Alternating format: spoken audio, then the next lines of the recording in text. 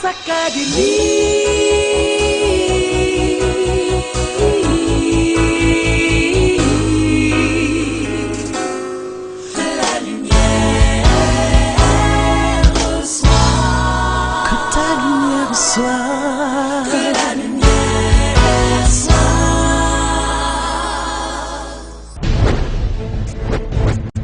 ne suis pas de ceux qui prêchent un évangile de malheur. Je ne suis pas en train de vous dire que toute la vie chrétienne se résume en pressoir et tu vas souffrir. Plus tu souffres, plus tu es chrétien. Non. Il y a quelque chose en toi que les gens ne vont pas découvrir. Tant que tu ne passes pas par l'église où tu vas être seul, où tu vas être sur ton lit, tu pleures et les larmes coulent sans que ta voix ne sorte. Je conviens que la plupart des chrétiens visent la couronne. On veut être victorieux. On veut régner avec Christ. Mais avant de t'asseoir dans les lieux célestes, avant de prier, avant de s'asseoir sur son trône, avant de prendre autorité, domination sur toute la terre, est-ce que tu te rends compte que pour pouvoir effectivement manifester ton règne en tant que fils de Dieu, tu dois pouvoir passer le test de la crise, de la croix, avant de recevoir ta couronne. C'est ça la manifestation des fils de Dieu.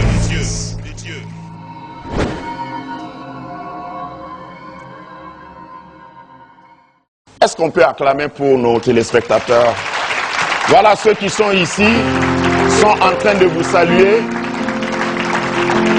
Soyez bénis, où que vous soyez.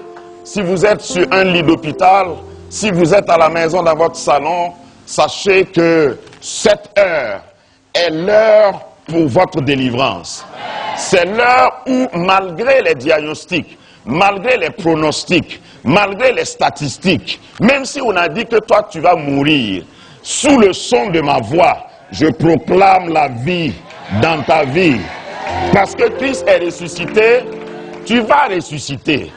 La mort ne peut pas te retenir, parce que la mort est décédée.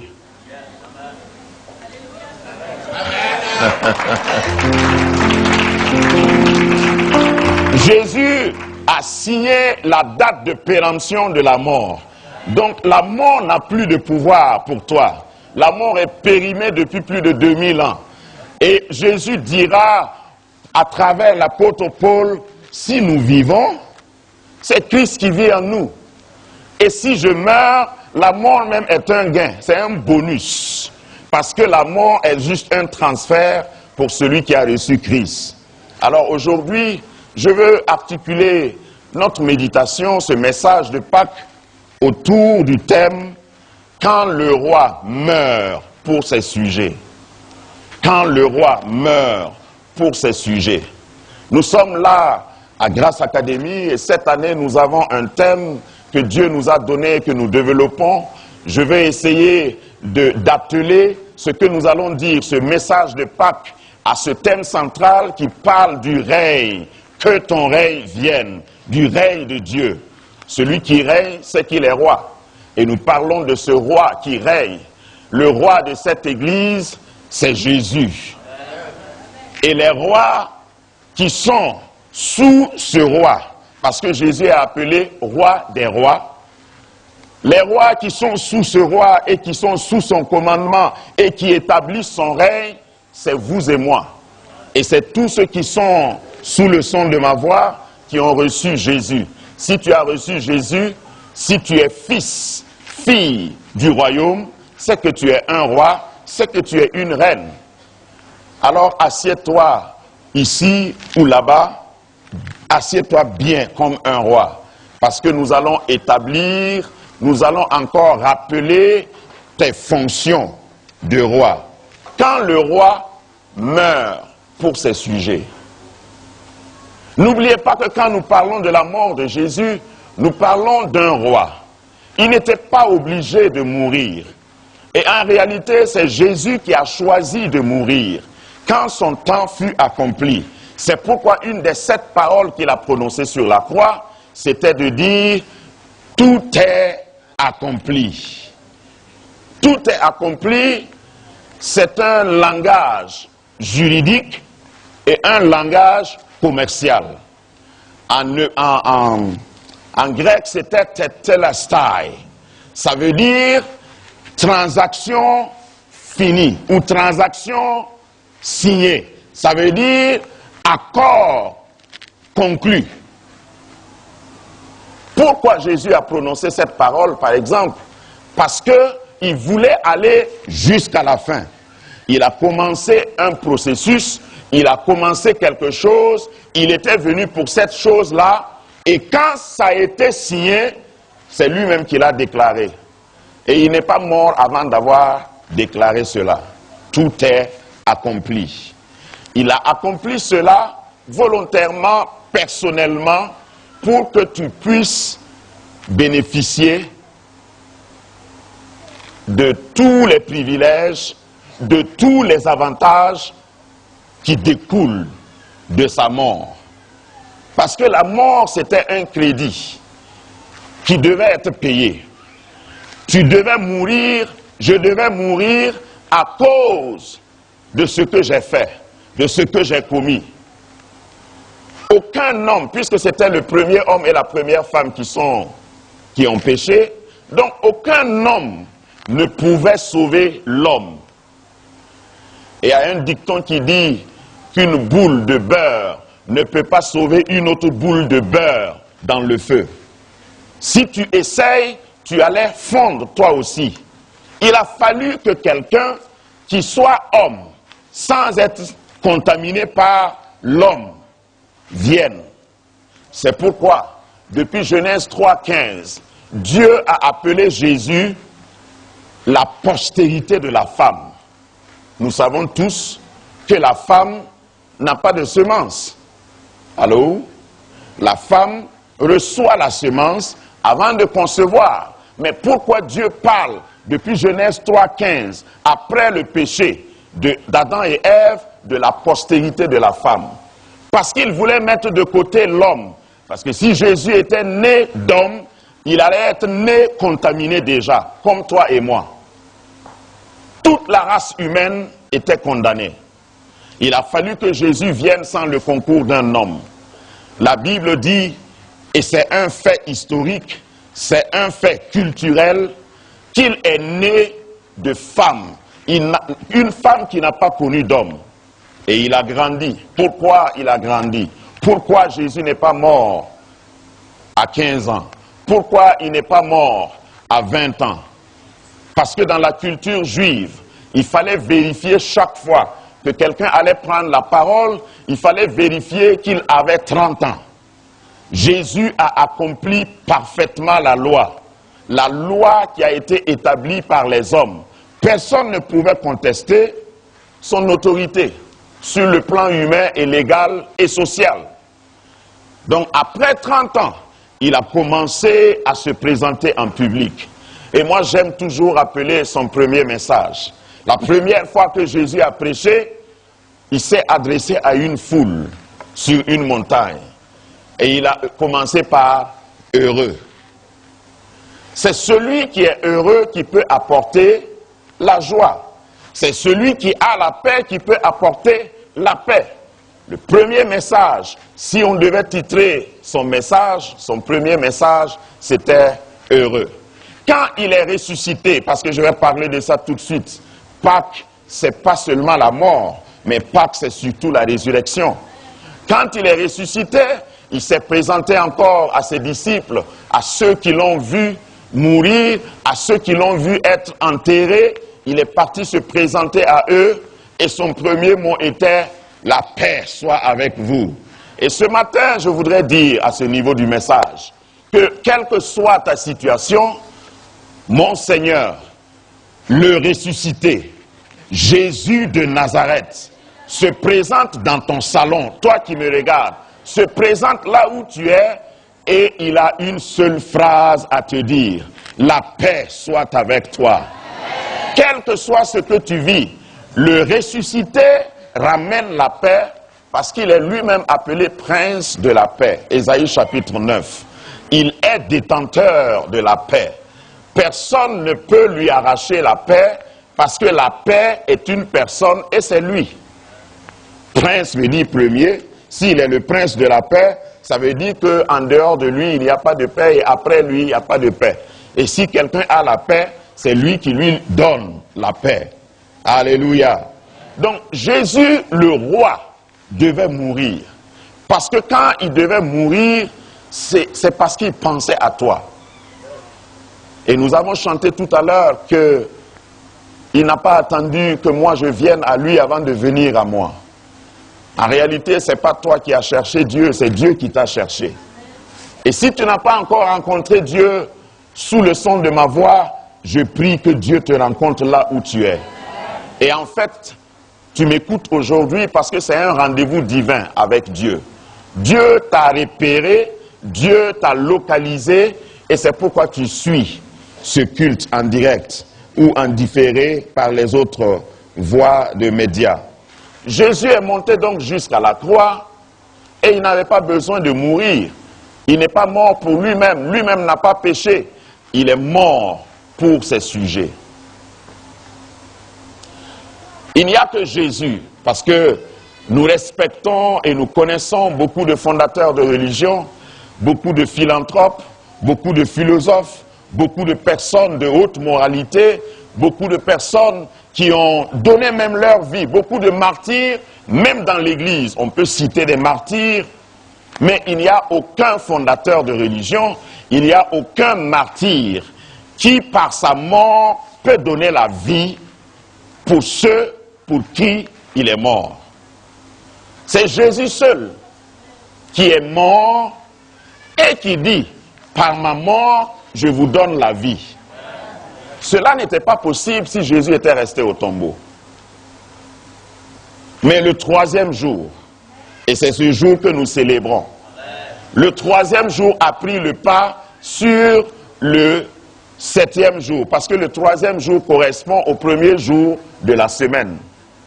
Dimanche, en réalité, c'est le premier jour de la semaine. Ce n'est pas le septième jour le jour de repos que nous connaissons dans la parole de Dieu. Donc, à partir de la résurrection de Christ, et si tu m'entends, c'est parce que Jésus est ressuscité que nous avons commencé à venir à l'église dimanche. Parce qu'il est sorti du tombeau dimanche matin. Moi, j'aimerais dire même que chaque fois que je viens à l'église le dimanche, c'est pour célébrer ma sortie de tombeau. Peut-être que pendant la semaine, on a essayé de t'enterrer, mais compte jusqu'à 3. Peut-être que dans la semaine, ton médecin t'a dit que tu es condamné, mais dimanche arrive. Peut-être que depuis lundi, tu as connu des péripéties, des renversements de situation, des complications, mais dimanche arrive.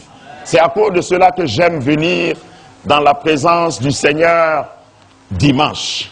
Parce que si je viens dimanche, le roi qui est mort pour ses sujets et qui est sorti de la tombe dimanche me sortira de toute situation. Il est mort pour ses sujets parce qu'il veut que ses sujets aient le même pouvoir que lui. Je vous garantis qu'il n'y a que Jésus qui donne ce privilège-là à ses sujets. Tous les autres rois essayent de maintenir, développent des systèmes pour maintenir leurs sujets en bas d'eux. Il n'y a que Jésus, le roi des rois. C'est pourquoi il est appelé le roi des rois. Le roi des reines que vous êtes. Si tu l'as reçu, il t'a donné le pouvoir.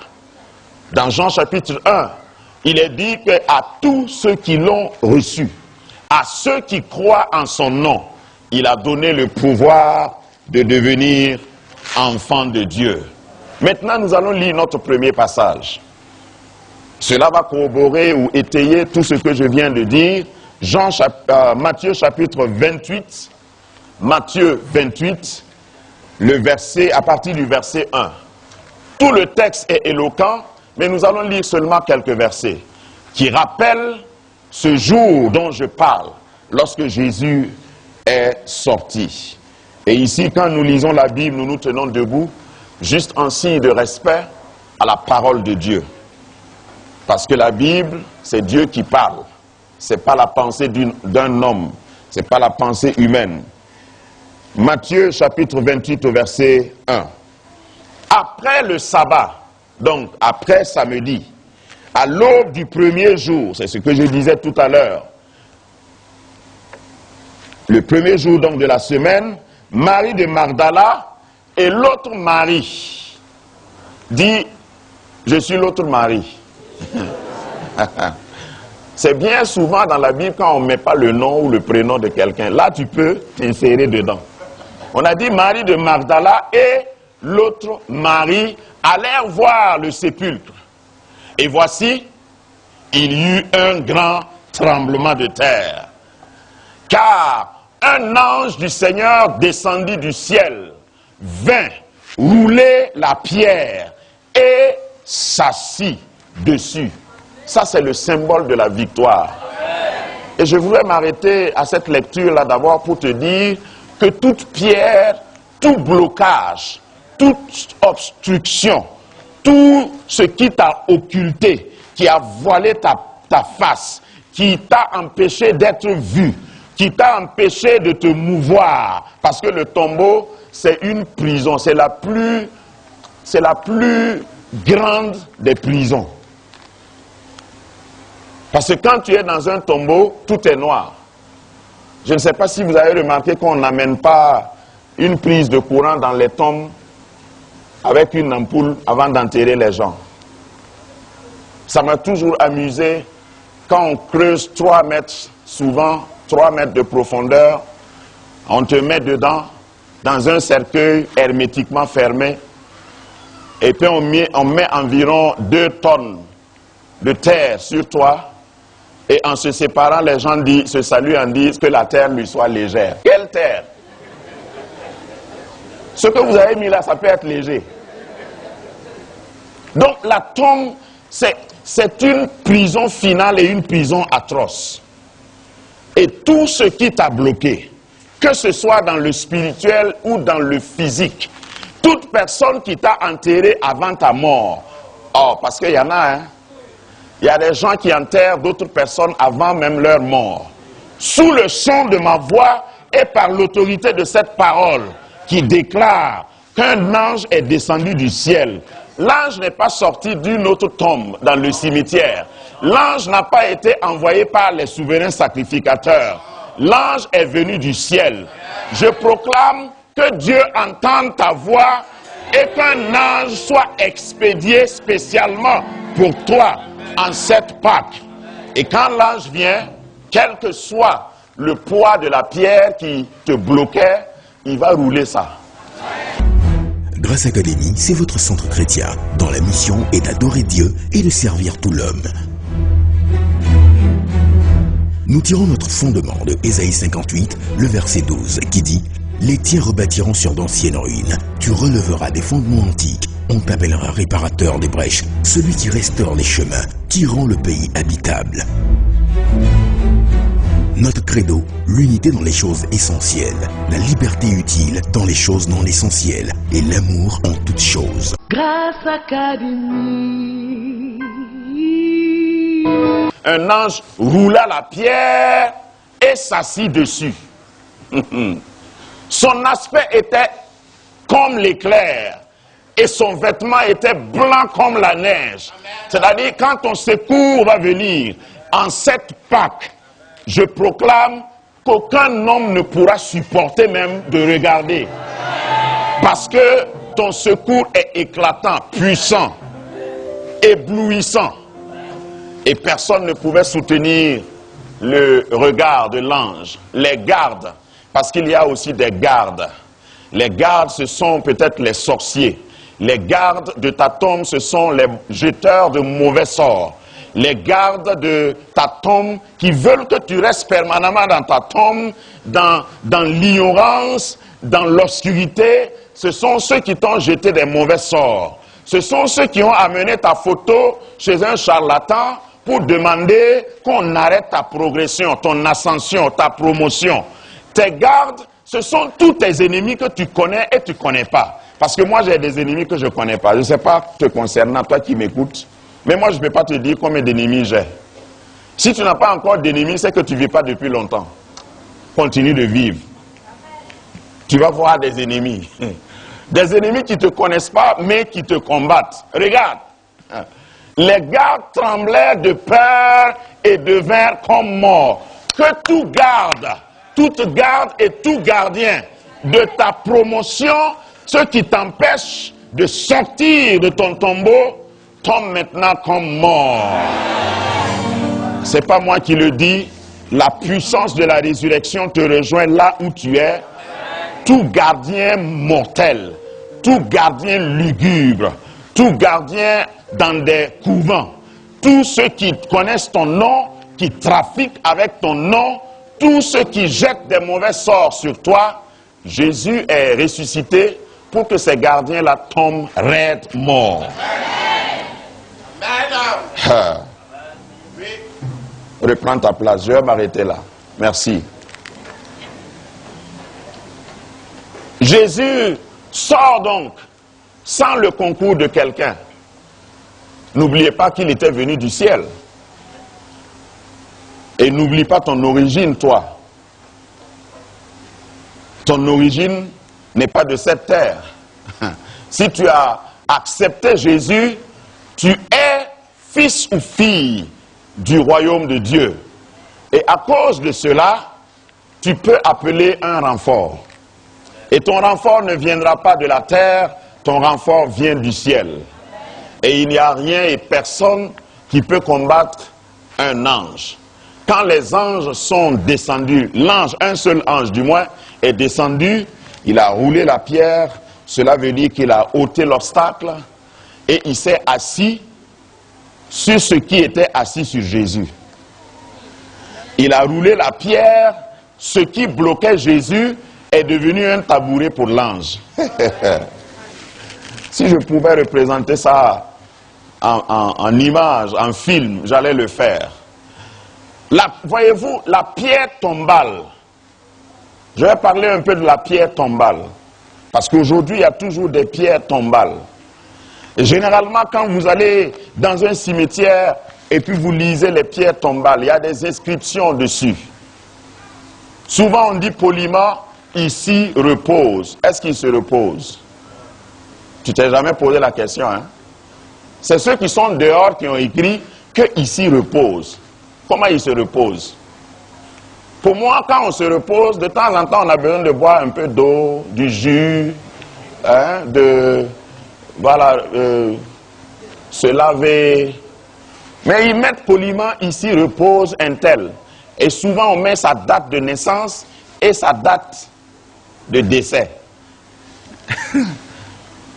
C'est contradictoire. S'il se repose, donc il doit être vivant. Ici se repose un tel. Et souvent, on met même des choses pour dire ce qu'il a fait. Mais la vie est injuste.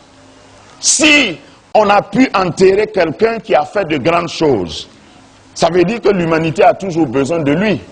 Pourquoi on le met 2 ou 3 mètres sous terre? Normalement, on devait le laisser. Jésus est venu sauver l'humanité. Mais on l'a mis dans un tombeau. Si j'avais le temps, j'allais vous parler aussi de ce tombeau. Parce qu'au fait, ce n'était pas son tombeau. C'est comme si Jésus a dit, on a dit que le tombeau là avait un propriétaire. C'est un riche qui a creusé sa tombe et qui conservait, comme les cabots des riches, ils savent qu'ils vont mourir de toute façon. Donc, ils veulent voir là où on va les enterrer avant. Je crois que c'est à cause de ça qu'ils creusent leur tombe avant. Donc, ce monsieur avait creusé sa tombe, il avait certainement embelli. Et puis, Jésus vient vers lui et dit, tu peux me prêter ta tombe là pour 3 jours?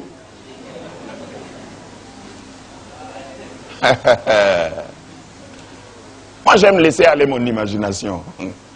Peut-être que tu as un tombeau. Ton tombeau, c'est ton problème. Ton tombeau, c'est ce qui te bloque. Ton tombeau, c'est ce que tu regardes. Tu n'oses pas parler à tes enfants parce que le médecin a dit qu'il te reste tant de jours à vivre.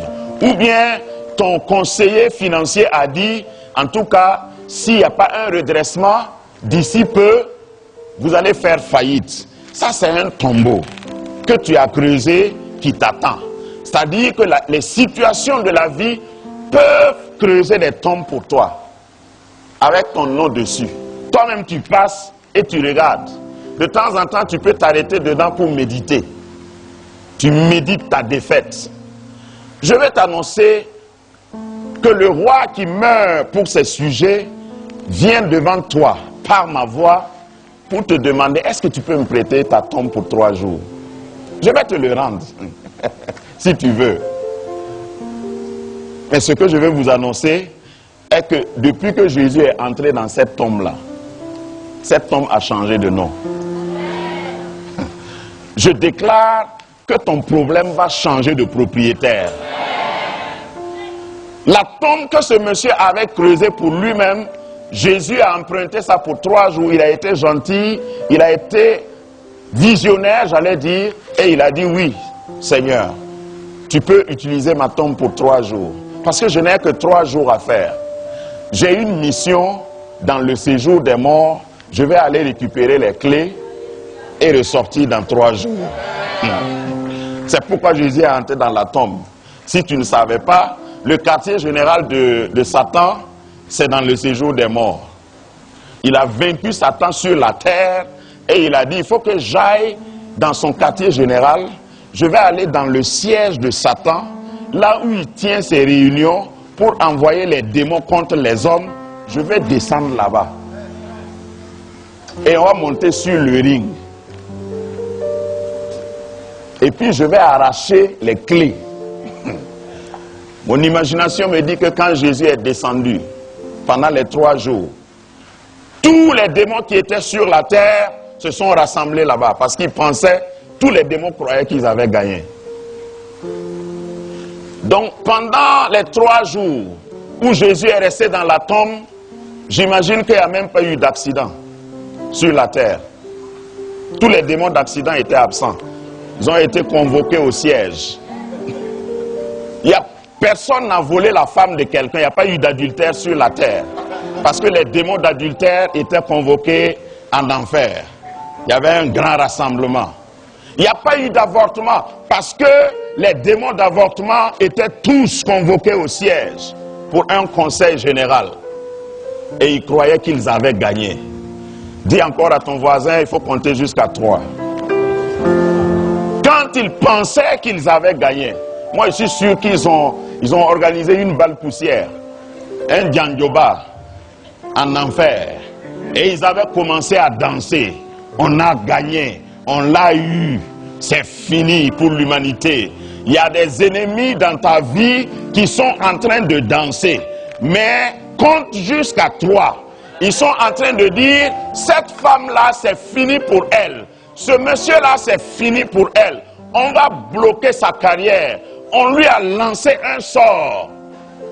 Mais je suis là pour te dire, aujourd'hui c'est Pâques.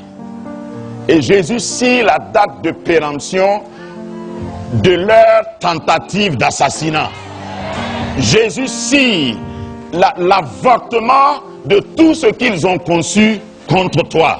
Il est capable.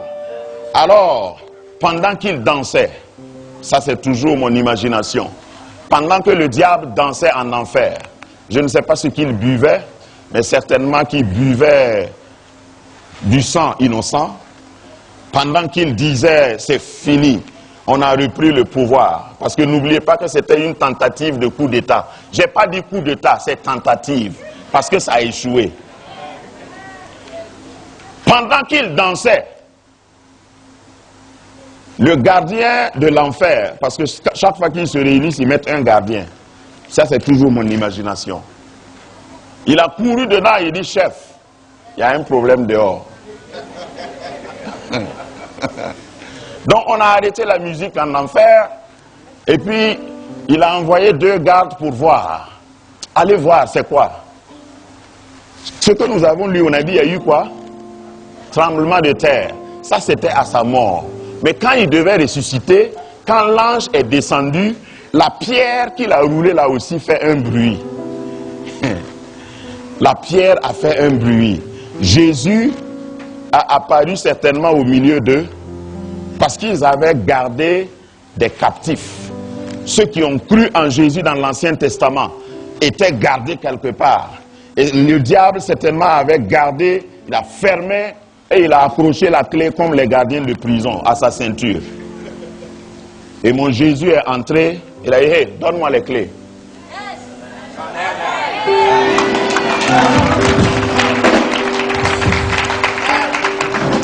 Le diable a certainement dit, hey, toi ici, il dit, ouais, donne-moi les clés. Il dit, mais ici, normalement, quelqu'un ne peut pas venir ici s'il n'est pas mort. Il dit, oui, je suis mort. Je suis mort justement pour venir prendre les clés. Voilà pourquoi le roi est mort pour ses sujets.